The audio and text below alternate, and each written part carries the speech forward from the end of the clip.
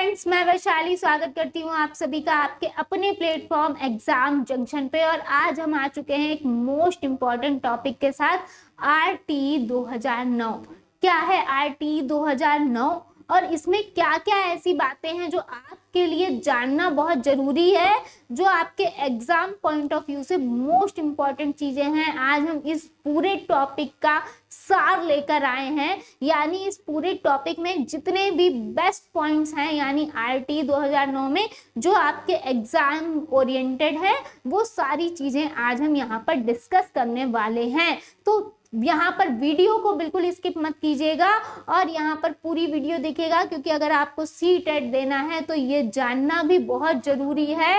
इस टॉपिक से रिलेटेड जो भी चीजें हैं आज हम वो डिटेल में जानेंगे। और यहाँ पर अगर चैनल पर नए हैं तो फटाफट से चैनल को सब्सक्राइब कर लेंगे, बेल आइकन को प्रेस कर लेंगे और जुड़ जाएंगे हमारे साथ। आपकी लाइव सेशंस, रिकॉर्डेड सेशंस और जितनी भी सीटेट ओरिएंटेड जितनी भी आपकी कंटेंट हो, चाहे PYQs हो, चाहे आपके इम्पोर्टेंट टॉपिक हो, वो सब आपको हमारे एग्जाम जंक्शन पे मिलने वाले हैं। तो यहाँ पे अगर हम बात करेंगे कि आरटी 2009 क्या है, अब हम बात करेंगे तो आरटी एक्ट 2009 जो है वो शिक्षा का अधिकार, यहाँ पर अधिनियम है 2009 के तहत। अगर हम बात करेंगे तो क्या क्या इसमें जानने वाली चीजें हैं, इस पे हम चर्चा कर लेते हैं। तो आरटी एक्ट सबसे पहले क्या, क्यों चलाया गया, क्या इसका उद्देश्य था। तो आरटी एक्ट 2009 जो है वो एक संवैधानिक प्रावधान है। क्या है? एक संवैधानिक प्रावधान है। इसके अंतर्गत क्या 6 से 14 वर्ष की आयु वाले बच्चों को निःशुल्क शिक्षा प्रदान की जाएगी।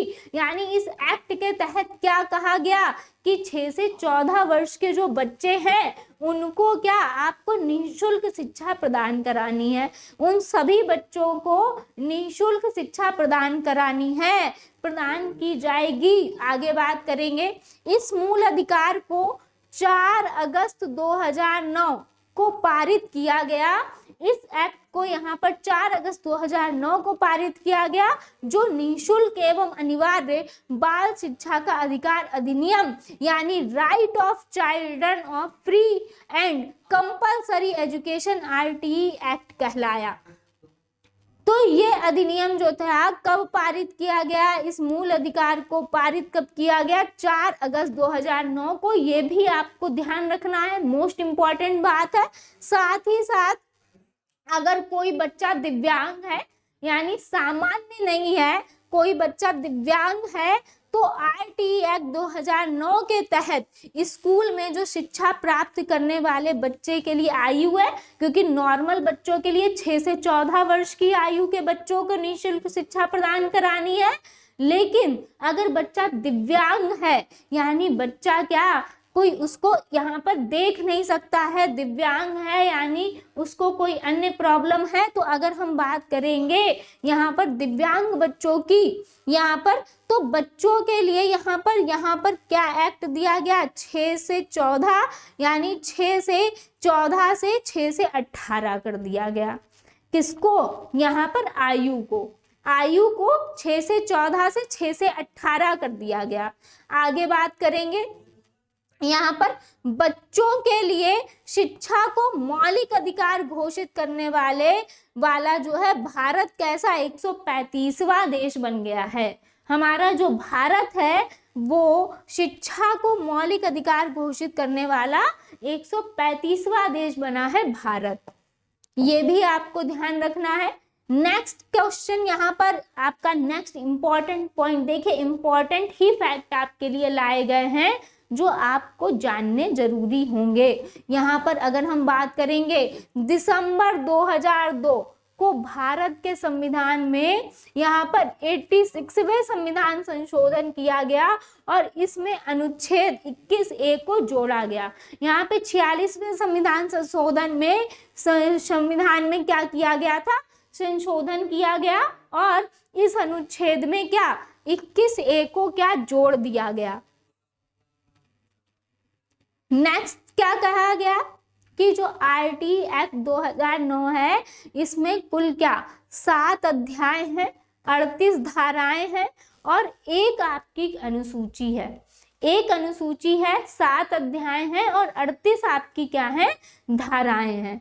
क्या होगा यहाँ पर, बिल्कुल आपको ये चीजें ध्यान रखनी है कि आरटी एक्ट में अध्याय पूछे जाएंगे, धाराएं और यहाँ पर एक अनुसूची, ये आपसे ऑप्शन में पूछेगा। नेक्स्ट क्या कहा गया है कि आरटी एक्ट जो है 1 अप्रैल 2010 को भारत के सभी राज्यों में यहाँ पर लागू करा गया। किसको छोड़कर, ये आपसे क्वेश्चन बनेगा कि ऐसा कौन सा राज्य था जिसको छोड़ा गया, तो जम्मू कश्मीर को छोड़कर बाकी हर जगह लागू किया गया आरटी एक्ट को 1 अप्रैल 2010 को। नेक्स्ट बात करेंगे कि अनुच्छेद 21A में शिक्षा के अधिकार को मूल अधिकार का दर्जा दिया गया। यहाँ पर अनुच्छेद 21A के तहत शिक्षा के अधिकार को हमने क्या किया, मूल अधिकार का दर्जा दिया। और जो भाग 3 में वर्णित है, इसमें भाग पूछा जा सकता है कि कौन से भाग में वर्णित है, तो भाग 3 में है वर्णित है।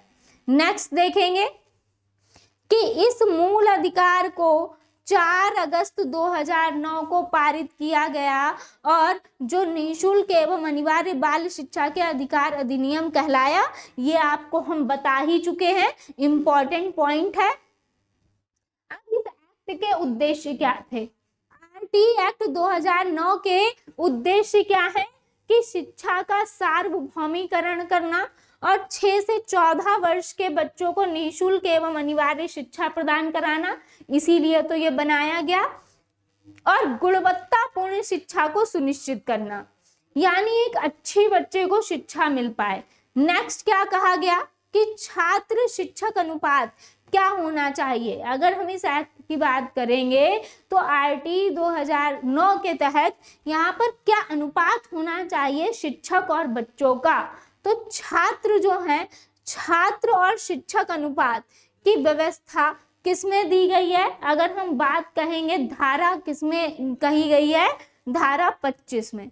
ये ध्यान रखना है सबसे पहली बात, जो छात्र शिक्षक का अनुपात है धारा 25 में बताया गया है।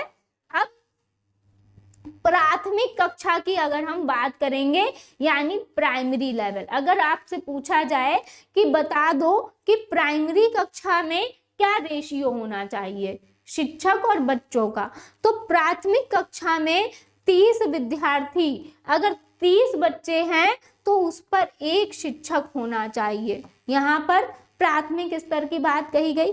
अब उच्च प्राथमिक की बात कर लेते हैं, तो जो उच्च प्राथमिक की अगर हम बात करेंगे तो उच्च प्राथमिक कक्षा में 35 विद्यार्थियों पर 1 शिक्षक होना चाहिए। यहाँ पर 35 विद्यार्थियों पर 1 शिक्षक होना अनिवार्य है। तो ये था आपका छात्र और शिक्षकों का अनुपात, जो आपका जानना जरूरी था। अगर उच्च प्राथमिक पूछे और प्राथमिक पूछे तो आपको क्या बताना है, साप्ताहिक घंटे कितने होने चाहिए। जो एक साप्ताहिक घंटे हैं, यानी कितने घंटे जो हैं वो आपको पढ़ाना ही है। तो एक टीचर के लिए, एक अगर आप टीचर जब बनेंगे तो एक टीचर के लिए जो है न्यूनतम साप्ताहिक घंटे कितने, 45 घंटे होने चाहिए। यानी न्यूनतम कम से कम 45 घंटे आपको पढ़ाना है। नेक्स्ट क्या कहा गया है कि आरटी एक्ट 2009 के तहत निजी स्कूलों में कितने प्रतिशत सीटें निर्धन विद्यार्थियों के लिए यहाँ पर आरक्षित हैं। जो निर्धन विद्यार्थी हैं उनके लिए 25% जो है वो सीटें क्या है, आरक्षित की गई हैं आरटी एक्ट 2009 के तहत। नेक्स्ट बात करेंगे, देखिए एकदम फैक्ट टू फैक्ट आपसे बात कही है, यहाँ पर कोई भी इधर उधर की फालतू बात नहीं, जो पॉइंट टू पॉइंट आपके जानना जरूरी है। अब हम बात करेंगे धारा 12 से रिलेटेड। धारा 12 से रिलेटेड अगर हम बात करें तो आरटी 2009 के अनुसार जो प्राइवेट और निजी स्कूलों में यहाँ पर कितनी सीटें जो हैं यहाँ पर गरीब विद्यार्थियों के लिए आरक्षित है, रिजर्व है 25% सीटें। ऐसे बच्चों के सफल समावेशन के लिए एक टीचर को साम्यता यानी इक्विटी पर आधारित पेडागोजी का यूज करना चाहिए। यानी जो बच्चे उनको सभी को एक साथ आपको लेके समान तरीके से एक सफल आपको एक टीचिंग देनी है।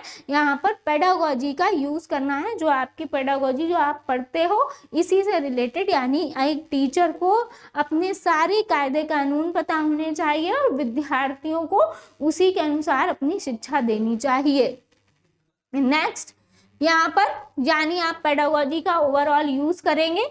नेक्स्ट धारा 13 की अगर हम बात करें, no capitation fee and screening producer, यहाँ पर प्रोसीड्यूर फॉर एडमिशन, यानी प्रति व्यक्ति फीस लेने पर शुल्क का जुर्माना यानी पेनाल्टी देनी होगी। यानी अगर यहाँ पर आपने प्रति व्यक्ति फीस ली तो उस पर क्या आपको पेनाल्टी देनी पड़ जाएगी, उस पर क्या पेनाल्टी देनी पड़ जाएगी। ये धारा 13 के तहत है। नेक्स्ट कहेंगे धारा 14 क्या है।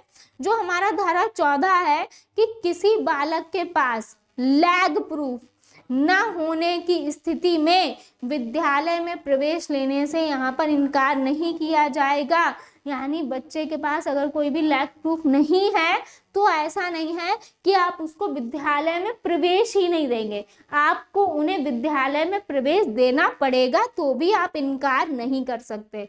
देन धारा 15 की अगर हम बात करेंगे, नो डैनियल फॉर एडमिशन, यानी बच्चों की हर हाल में एडमिशन दिया जाएगा, चाहे वह शैक्षणिक वर्ष के आरंभ में हो या फिर बीच में। यानी अगर बच्चा चाह रहा है एडमिशन लेना तो बच्चा चाहे शैक्षणिक वर्ष के बीच में आए चाहे शुरुआत में आए, आपको उन्हें एडमिशन देना ही होगा, क्योंकि यहाँ पर अनिवार्य शिक्षा की बात हुई है तो आपको एडमिशन देना ही होगा, बच्चा कभी भी आए एडमिशन लेने, यानी जब भी इच्छुक हो पढ़ने का। नेक्स्ट क्या कहेंगे, धारा 16 कि अगर हम बात करें, स्टूडेंट को ना तो क्लास में फेल किया जाएगा और ना ही विद्यालय से निकाला जाएगा। यानी आप बच्चे को विद्यालय से बच्चे की सहमति के बिना यानी आप निकाल नहीं सकते हो विद्यालय से एक शिक्षक होने के नाते, और ना ही आप अपने स्टूडेंट को फेल कर सकते हो, क्योंकि 6 से 14 वर्ष तक आपको अनिवार्य शिक्षा देनी है तो उन्हें पास करना ही है, आपको फेल नहीं करना है। तो यहाँ पे धारा 16 के अंतर्गत ये आएगा। साथ ही साथ अगर हम बात करेंगे धारा 17 में आपका क्या दिया गया है कि बच्चों को शारीरिक दंड यानी आप फिजिकल पनिशमेंट देना, भार प्रताड़ित यानी हैरेस्ड करना मना है। यानी आप बच्चे को डांट नहीं सकते हो, मार नहीं सकते हो, प्रताड़ित नहीं कर सकते हो, शारीरिक दंड नहीं दे सकते हो बच्चे को। ये धारा 17 में दिया गया है। अगर आपने बच्चे को मारा कूटा, एक शिक्षक बन गए तो समझ लीजिए यानी आप पे ही क्या हो जाएगा, केस हो जाएगा, आपको ही इसका जुर्माना भुगतना पड़ेगा। बच्चे का अगर कोई दोष है, कोई बच्चा परेशान कर रहा है या फिर बच्चे की चाहे कोई भी गलती क्यों ना हो, आपको बच्चे को डांटना मारना नहीं है, या तो उसको समझाना है या उसके अभिभावकों से उस पर चर्चा करनी है। नेक्स्ट क्या कहा गया है, धारा 24। धारा 24 क्या कहा गया है, यहाँ पर शिक्षक के कर्तव्य, यहाँ पर टीचर्स ड्यूटी को बताया गया है। शिक्षक के कर्तव्यों को यानी जो टीचर की एक ड्यूटी है उनको धारा 24 में रखा गया है और शिक्षक ड्यूटीज को यहाँ पर पूरा बताया गया है। नेक्स्ट देखेंगे धारा 27। धारा 27 में क्या दिया गया है कि आरटी 2009 के अकॉर्डिंग शिक्षक को गैर शैक्षणिक कार्यों में नहीं लगाया जा सकता। जो एक शिक्षक है उन्हें गैर शैक्षणिक कार्य यानी जो शैक्षणिक कार्य नहीं है आप उसमें जो है वो शिक्षकों को इन्वॉल्व नहीं करेंगे। सिर्फ किसको छोड़कर, यहाँ पर जनगणना, चुनाव और आपदा प्रबंधन को छोड़कर। यानी देखा होगा आपने टीचर्स की जनगणना में ड्यूटी लगती ही है, चुनाव में लगती ही है, आपदा प्रबंधन में लगती है, तो इसमें जो है वो टीचर्स की ड्यूटी लगेगी।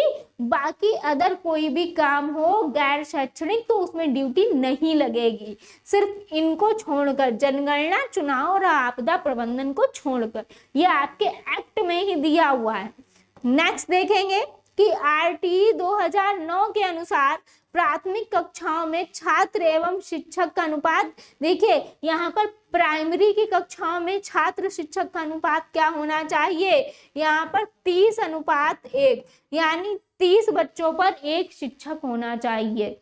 नेक्स्ट, आरटीई 2009 के अनुसार अगर हम उच्च प्राथमिक स्तर की बात करें तो छात्र और शिक्षक रेशियो यहाँ पर 35 टीचर्स पे, वो सॉरी 35 बच्चों पे यहाँ पर एक टीचर होना चाहिए, यानी 35 विद्यार्थी हैं अगर आपकी कक्षा में तो उस पे एक टीचर अनिवार्य है। नेक्स्ट क्या कहा गया है कि आरटीई 2009 के अनुसार कक्षा 1 से 8 तक यदि प्रवेश दिए गए सदस्यों की संख्या अगर 200 है या फिर 200 से अधिक है तो विद्यार्थी एवं शिक्षक का अनुपात 40:1 का होगा। अगर 200 से अधिक है तो यहाँ पे क्या होना चाहिए, यहाँ पे विद्यार्थी और शिक्षक का अनुपात 40:1 का होना चाहिए। नेक्स्ट क्या कहा गया इस एक्ट के दौरान कि यदि प्राथमिक स्तर पर 150 यानी 150 से अधिक बच्चे हों, अगर प्राथमिक स्तर पर 150 से ज्यादा बच्चे हैं तो यहाँ पे प्रावधान ये होगा कि एक यहाँ पर प्रिंसिपल होंगे, एक प्रधानाध्यापक होंगे और 5 टीचर होंगे, यानी 5 शिक्षक होंगे। एक प्रधानाध्यापक और 5 शिक्षक होंगे, यानी टोटल 6 होंगे, है ना, प्रधानाध्यापक को मिलाकर। अब देखेंगे यहाँ पर क्या कहा गया कि ये तो आपका पॉइंट आ चुका है कि आरटीई 2009 के अनुसार शिक्षक के लिए एक सप्ताह में न्यूनतम कितने घंटे कार्य होता है, 45 घंटे कार्य करना होता है। एक सप्ताह में न्यूनतम घंटे कितने, 45 घंटे। अब देखेंगे यहाँ पे हम जो इम्पोर्टेंट है कुछ अदर पॉइंट्स की आरटीई 2009 के अनुसार प्राथमिक स्तर पर न्यूनतम शैक्षणिक घंटे यहाँ पर और कार्य दिवस कितने होने चाहिए। यहाँ पर अगर हम बात करेंगे न्यूनतम शैक्षणिक घंटे यहाँ पर 800 घंटे होने चाहिए और कार्य दिवस 200 होने चाहिए, 800 घंटे और 200 दिन।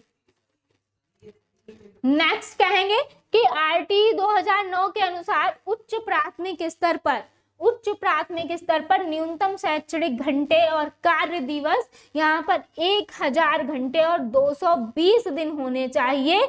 कहाँ पर, उच्च प्राथमिक में। उच्च प्राथमिक में यहाँ पर 1000 घंटे और 220 दिन होना चाहिए आपका न्यूनतम शैक्षणिक घंटे जो है। नेक्स्ट क्या कहा गया कि आरटीई 2009 के अनुसार किस कक्षा तक जो है बालक को निष्कासित नहीं किया जा सकता। अभी अभी आपने पढ़ा कि आरटीई के तहत आप बच्चे को क्या यहाँ पर कक्षा से निकाल नहीं सकते हो, विद्यालय से निष्कासित नहीं कर सकते हो। तो विद्यालय से आप बच्चे को कब तक निष्कासित नहीं कर सकते, यहाँ पर कक्षा 8 तक, यानी कक्षा 8 तक तो बच्चा पढ़ेगा ही पढ़ेगा, आप उसको निकाल नहीं सकते। आरटीई के अनुसार 8th क्लास तक बच्चों को उनकी मातृभाषा में शिक्षा देनी चाहिए। जो आरटीई एक्ट है इसके अनुसार आपको यहाँ पर बच्चे की मातृभाषा का ही प्रयोग करना है, यानी क्लास 8th तक यहाँ पर कक्षा 1 से कक्षा 8 तक आपको बच्चे की मातृभाषा में ही बच्चों को पढ़ाना है। नेक्स्ट देखेंगे कि आरटीई 2009 के अनुसार कक्षा 1 से 5 तक के बालकों के घर से विद्यालय की दूरी यहाँ पर कितनी होनी चाहिए, 1 किलोमीटर होनी चाहिए। यहाँ पर जो बच्चे के घर से विद्यालय की दूरी होनी चाहिए कक्षा 1 से, यानी जो प्राइमरी स्कूल है कक्षा 1 से 5 तक, यानी प्राइमरी स्कूल जो है वो बच्चे के घर, तभी आपने देखा होगा जो इंटीरियर में जो गांव वगैरह होते हैं वहां पे एक प्राथमिक स्कूल होता ही है। तो यहाँ पे प्राथमिक स्कूल जो है वो 1 किलोमीटर की दूरी पर ही होने चाहिए। नेक्स्ट क्या कहा गया कि आरटी 2009 के अनुसार एसएमसी यानी स्कूल मैनेजमेंट कमेटी का अध्यक्ष कौन होता है? खुद गार्जियन होते हैं, अभिभावक होते हैं।